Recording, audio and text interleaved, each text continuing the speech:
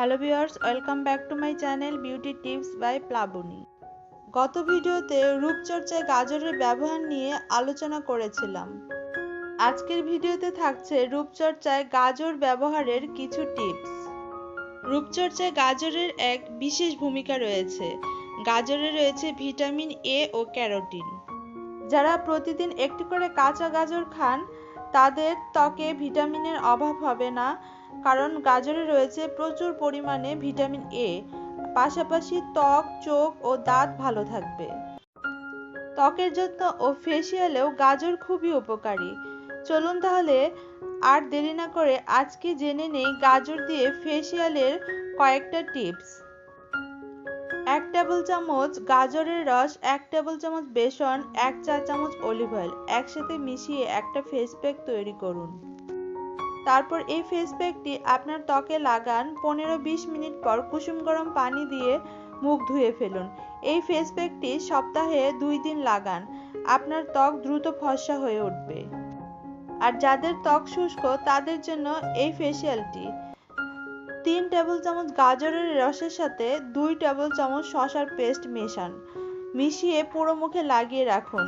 15-20 minute পর পেস্টটা উঠিয়ে কুসুম গরম পানি দিয়ে মুখটা ধুয়ে ফেলুন।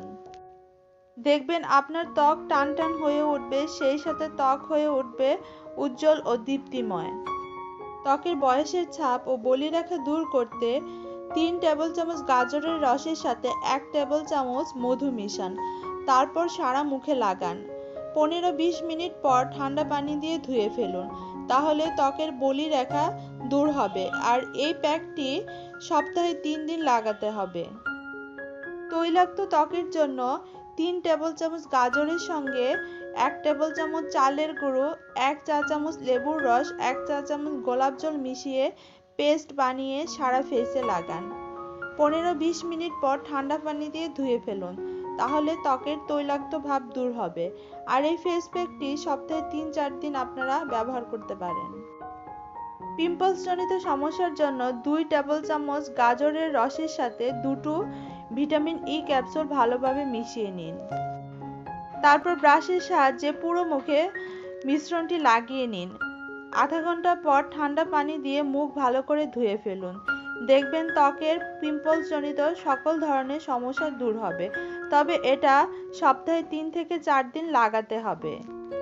তো গাইস, এই ছিল আমার আজকের ভিডিও, গাজর দিয়ে রূপচর্চার টিপস। আমার পরবর্তী ভিডিওতে আরও অনেক টিপস থাকবে গাজর দিয়ে রূপচর্চার। যারা টিপসগুলো পেতে চান আমার চ্যানেলের পর্দায় চোখ রাখুন। সবাই ভালো থাকুন, সুন্দর থাকুন।